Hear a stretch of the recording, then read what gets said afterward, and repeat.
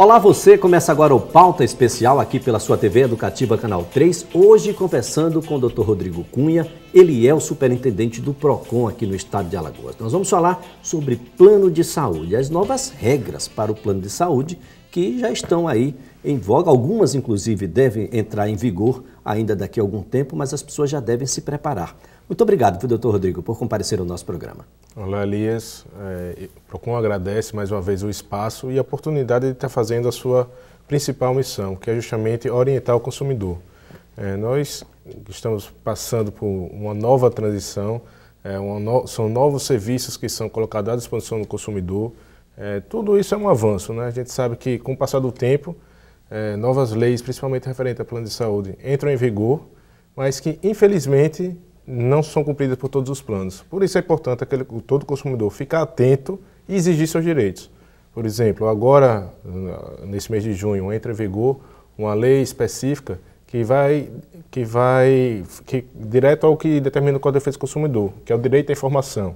Então, ao contratar um plano de saúde, o consumidor sabe quais são os médicos que lhe atendem, sabe quais são a rede hospitalar que lhe atende, e quando há um descredenciamento, nem sempre ele é avisado. Ou se é avisado de forma genérica, através de um site da internet.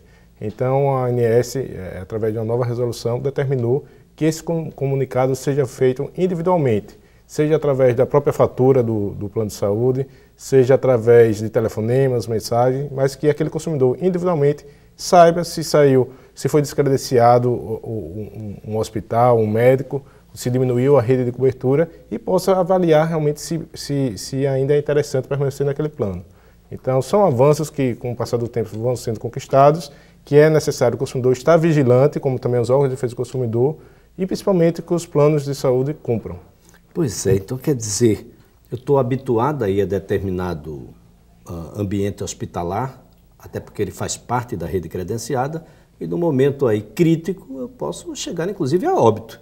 Porque eu vou chegar naquele determinado hospital, naquela determinada unidade hospitalar, e ele não estará mais credenciado, eu não fui comunicado disso. Isso a partir de agora cessa.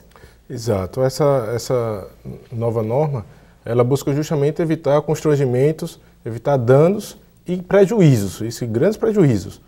Tendo em vista que muitas vezes o consumidor era surpreendido justamente ao chegar no hospital, às vezes numa situação de uma necessidade de um atendimento mais rápido, e somente naquele momento tinha conhecimento de que aquele plano tinha sido descredenciado.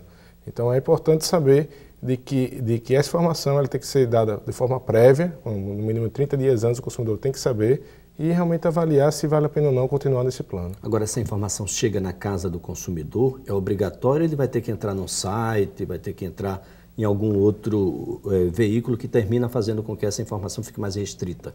A informação ela é obrigatória ser individualizada, que o plano de saúde encontre um meio de comunicar ao consumidor, não necessariamente através de cartas.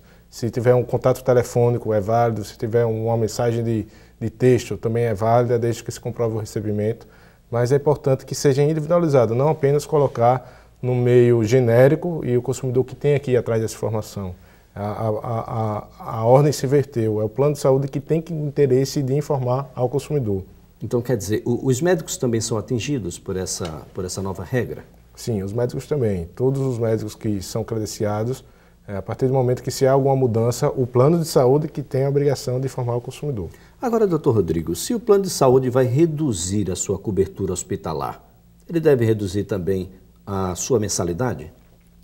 Olha, infelizmente, não há nada que impeça, por exemplo, o plano de saúde se descredenciar de um outro hospital. Mas se aquele contrato, aquele plano de saúde, ele reza que se tem um hospital, ele vai ter que conseguir um outro hospital do mesmo porte, com as mesmas garantias que se tinha que se tem no contrato, mas não necessariamente um específico que tinha sido contratado anteriormente. Ele pode alternar dessa forma. Eu não sei se isso é muito vantajoso para o consumidor, porque não há realmente nenhum impedimento de um descredenciamento do hospital, desde que ele contrate um outro e continue oferecendo os serviços que foram contratados. Então essa é a regra básica, mas como por exemplo o médico, ele não é obrigado a ter aquele cardiologista de sua preferência, que hoje ele tem, mas ele é obrigado a ter um cardiologista. Bom, é claro que essa regra não surgiu do nada. A ANS observou que há um movimento de enxugar o número de hospitais, ou seja, a rede hospitalar, e transformando, na verdade, alguns planos terminam tendo o seu próprio hospital, a sua própria unidade hospitalar. Mas será que está sendo observado se essa unidade hospitalar consegue suportar o número de clientes que esses planos vêm absorvendo? Nós temos observado isso até mesmo aqui na própria capital alagoana. Muito bem observado, Elias. Cada vez mais chegam pessoas ao PROCON para reclamar do atendimento, do serviço prestado pelos planos de saúde, principalmente no que se refere à demora em ser atendido. E isso é justamente por conta dos planos incharem, não aumentar a sua retaguarda, a sua forma de atender o consumidor e só recebendo novos consumidores sem contratar novos leis, sem contratar novos profissionais. Então isso gera uma insatisfação, uma má prestação de serviço. Alguns casos já estão sendo analisados tanto pelo PROCON quanto pelo Ministério Público. Agora, referente a essa questão do aviso prévio, digamos assim, como você disse, nada é do nada. Essa nova norma, ela foi motivada, infelizmente, por conta de uma ação judicial de uma família, de um paciente que com problemas cardíacos veio a falecer.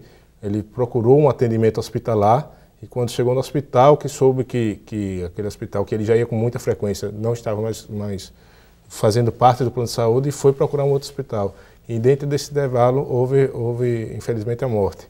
Então essa foi uma ação judicial e que motivou esse aviso prévio, que é um direito básico do consumidor que está protegido no próprio Código de Defesa do Consumidor, que é o direito à informação.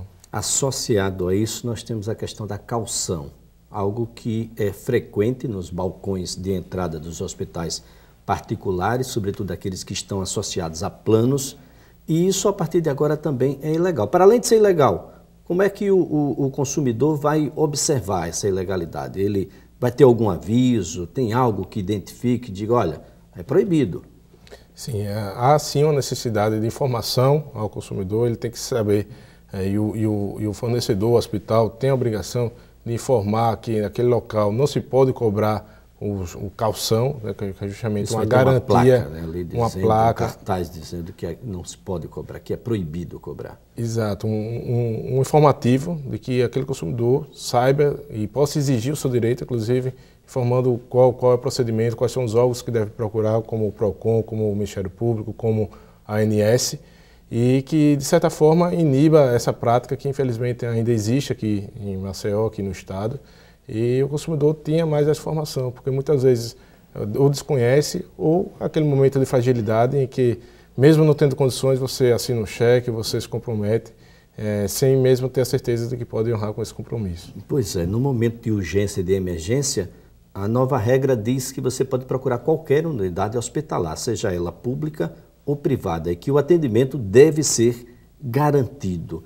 Há uma resistência, naturalmente, por parte dos hospitais particulares a essa nova regra. Com certeza, vai ser um novo momento que queremos viver, porque em situação de urgência ou emergência, seja o hospital público ou privado, ele não pode recusar o atendimento, podendo ficar sujeito a responder por omissão de socorro. Então é um crime, inclusive, essa situação. Se aquela pessoa está nesse caso de urgência ou de emergência, nenhum hospital pode deixar de atender. Ou seja, esse crime ele tem penalidades que podem chegar à própria privação de liberdade? Sim, inclusive o PROCON orienta aquele consumidor que passar uma situação de exigência de um cheque calção, ele inclusive fazer um boletim de ocorrência, porque é sim um crime esse fato e pode sim levar a uma pena de reclusão daquelas pessoas que estiverem envolvidas. Pois é, doutor Rodrigo, esse é um caminho importante que a gente possa instruir aqueles que estão nos assistindo agora. Uma vez que foi negado, eu devo imediatamente formalizar um boletim de ocorrência. Exato. E a partir daí, o que é que eu devo fazer? Exato. Sempre se munir do máximo de provas possíveis, né? Desde testemunhas, futuramente pode ser necessário, fazer o boletim de ocorrência, a exigir, caso venha a ser pago alguma coisa, um comprovante disso. Posteriormente, pode procurar o PROCON para ter o seu dinheiro devolvido, inclusive em dobro, porque é uma cobrança indevida. Então, nesse caso aí já está caracterizado, como também, diante das circunstâncias, pode ser um caso que seja necessário entrar com algum tipo de ação judicial por um dano moral, e que caso venha ter acontecido, isso se não tiver consequências mais graves, né? Danos físicos, como por exemplo, não precisa ser necessariamente o óbito, mas algo que venha a limitar a sua ação física, isso pode vir a ser algo de ressarcimento? Pode sim, com certeza. Numa situação ideal em que não se acontece isso, que isso é um atendimento e se resolve, já se pode entrar com dano moral, e quando se acontece algum dano específico, um dano físico ou qualquer outra situação, o consumidor tem sim o direito de pleitear judicialmente, tendo em vista aquele momento de fragilidade, onde sua vulnerabilidade é acentuada, se exigir uma vantagem excessiva, né? Algo que é proibido pelo Código de Defesa do Consumidor. Como também o consumidor também tem que criar essa prática, o PROCON já está formando parceria mais firme com a ANS, de formalizar a reclamação junto à agência reguladora, a um órgão fiscalizador. Acredito eu que dentre as agências governamentais que regulam os serviços, é uma das que melhor se sobressai, a Agência Nacional de Saúde. Então, através da internet ou através do 0800, o consumidor pode fazer essa reclamação e também acionar e comunicar o fato ao Ministério Público. Isso tem funcionado, né? Ou seja, toda vez que você recorre à ANS e com provas substanciais, o Ministério Público, o próprio PROCON, tem funcionado. A ANS tem dado uma resposta num tempo até razoável. Tem. Como eu estava falando aqui, de todas as agências que se trabalham, a ANS realmente ela tem um serviço, pelo menos as experiências que o PROCON tem tido com relação à ANS, satisfatório, se responde ao consumidor, se responde aos órgãos que acionam, num espaço curto de tempo, e é um órgão realmente que fiscaliza os planos de saúde. Agora é necessário realmente que se tenha denúncias, que se leve os casos a conhecimento, porque ela pode inclusive penalizar, como penaliza em alguns casos. Pois é, sem a participação popular a gente não vai ter a efetividade dessas normas. Essas normas precisam ser encampadas, sobretudo por aquele que se utiliza dos serviços de saúde. Olha, o Pauta Especial volta dentro de instantes, nós continuaremos a falar sobre plano de saúde, que, ao que tudo parece, continuará sendo uma grande dor de cabeça, não só para os usuários, mas também para os órgãos de consumo.